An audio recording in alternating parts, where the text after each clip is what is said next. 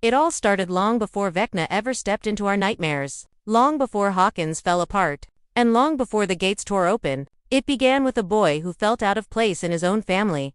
A boy who didn't fear darkness, he welcomed it. Today, we're going deep into the moment everything changed. The moment Henry Creel discovered a world that would shape him into the most terrifying villain Stranger Things has ever seen.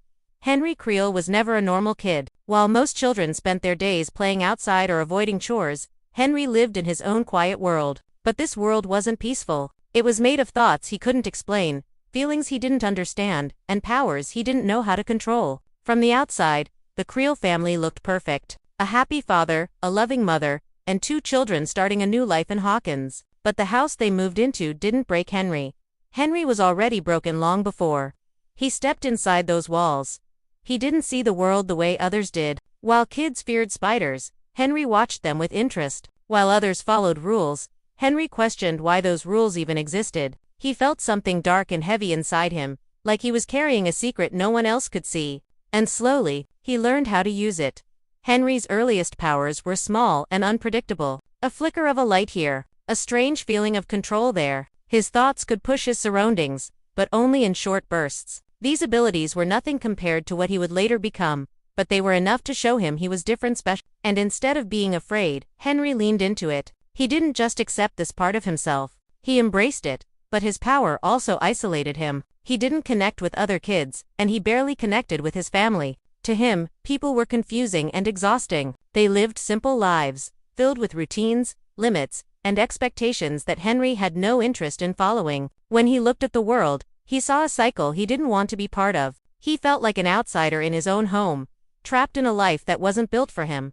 The Creel house only made things worse. Once they moved in, Henry's powers grew stronger. He felt energy in the walls, as if something in the house responded to him. He began using his abilities more often, shaping small events to his will. The death of animals around the property wasn't random, it was Henry learning, experimenting, understanding how far he could push his mind. He didn't see this as wrong. To him, it was nature. Life, death, balance.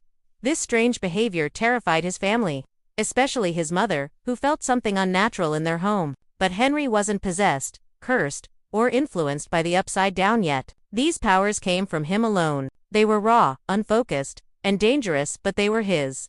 Eventually, Henry's actions turned deadly. He pushed his abilities too far, harming his own family and leaving his father traumatized. What happened inside that house was only the beginning of Henry's path toward darkness. But even then, his powers had limits. His abilities were strong, but not enough to create the monster we know as Vecna. He was powerful, but still human, still breakable. Everything changed the moment he entered Hawkins' lab. Dr. Brenner saw Henry not as a danger, but as an opportunity. Henry became Subject 001. The first experiment in a long chain that would later give rise to 11 and the other children. But Henry didn't want to be controlled. He wanted freedom, power, and a reality shaped by his will alone. And when he finally pushed back, fighting against Brenner's rules, he met the one person who could stop him, 11, in the battle between them. 11 didn't kill Henry. She sent him somewhere far more important. Somewhere that would take his power, twist it, reshape it, and feed it until he became unstoppable. She opened the door to the upside down, and threw Henry inside. This was the moment Henry Creel's old life ended and the legend of Vecna began. Henry Creel didn't fall into the upside down like someone slipping through a door. He was violently thrown across dimensions, ripped from one reality and forced into another by 11's raw, chaotic power. One moment he was standing in the hallway of Hawkins' lab, angry, exhausted, determined to win. The next, he was swallowed by a blinding flash of energy and dragged into a world that wasn't meant for human life. A place that looked like Earth, but felt wrong in every possible way. When Henry hit the ground, the first thing he felt was pain, real, physical pain that shot through every nerve in his body. The upside down was cold, empty, and strangely quiet. The air tasted metallic, like breathing in dust and electricity at the same time. The world around him looked familiar but twisted, as if someone had taken Hawkins and frozen it in a nightmare. The sky was an endless storm of dark clouds. The ground pulsed with life that wasn't alive. It was a place untouched by time, completely still and yet always moving. At first, Henry tried to stand, believing he could simply walk out of this place. But he quickly realized he wasn't in another room or another city. He was in another world, and this world was watching him. The Upside Down reacted to Henry the moment he arrived. It didn't welcome him, but it didn't destroy him either. It examined him, studied him like a living ecosystem, trying to understand what had entered its space. Henry felt something surrounding him, brushing against his mind, testing the edges of his thoughts. It wasn't a voice. It wasn't a creature. It was more like a presence, a cloud of awareness drifting through the air, curious and hungry. As he walked deeper into this strange landscape, Henry noticed something unsettling.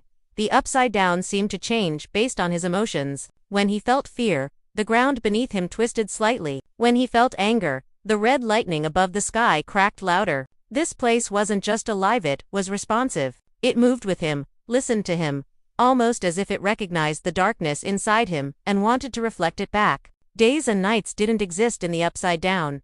Henry couldn't tell how long he had been wandering, but he felt himself slipping away from what he used to be. His clothes burned into his skin, his body reshaped by the strange particles floating in the air. Wounds from his fight with 11 refused to heal normally, instead merging with the environment around him. His skin darkened, stretched, and cracked. His veins glowed faintly with the same energy that pulsed through the ground. Henry wasn't just trapped in this dimension, he was being rewritten by it. But even as his body changed, his mind stayed sharp. Henry wasn't broken. He wasn't afraid. He was fascinated, because for the first time in his life, he was somewhere that didn't reject him, somewhere that didn't judge him. The Upside Down was not a home, but it was a place where he could finally understand the full reach of his power. But the most important discovery came when he found the center of the strange presence he kept feeling. A vast swirling cloud of dark particles floated silently above a cracked, dead landscape. It moved like smoke but behaved like a living thing, shifting shapes, pulsing with thought and instinct.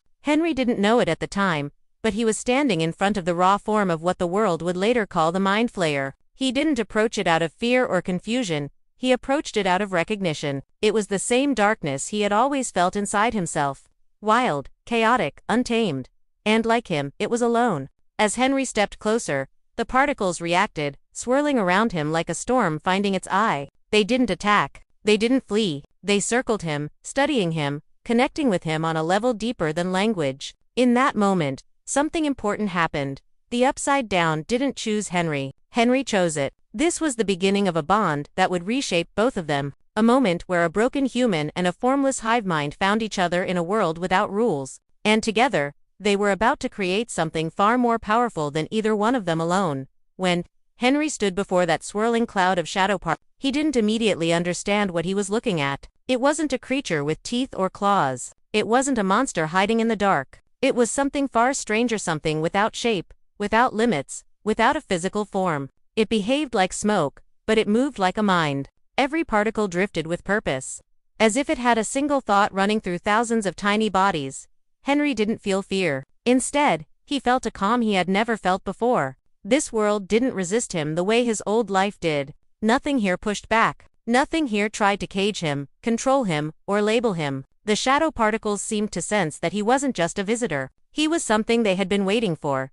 As he walked closer, the cloud shifted, almost like it was breathing. The particles stretched out toward him, reaching for him, pulling around him like a slow-moving storm. Henry could feel them brushing against his skin, not physically, but mentally, tapping into his thoughts, testing the depth of his mind. It was the closest thing the Upside Down had to communication.